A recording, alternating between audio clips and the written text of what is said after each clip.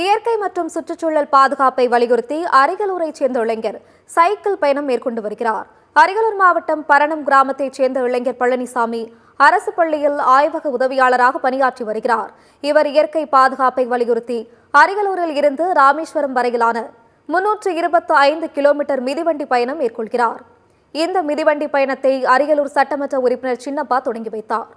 இந்நிலையில் இன்று அரியலூர் அருகே வாரணவாசி கிராமத்தில் அரியலூர் திருச்சி தேசிய நெடுஞ்சாலையில் பழனிசாமி தனது விழிப்புணர்வு மிதிவண்டி பயணத்தை மேற்கொண்டார். அரியலூர் மாவட்டம் பரணம் கிராமத்திலிருந்து ராமேஸ்வரம் நோக்கி இயற்கையை பாதுகாக்கணும், பிரபஞ்சத்தை காக்கணும், இந்த காலநிலை மாற்றத்தை நம்ம சரி கட்டணும். அதுக்காக நம்ம வாகனங்களின் பயன்பாட்டை நம்மளால குறைக்க முடியாது.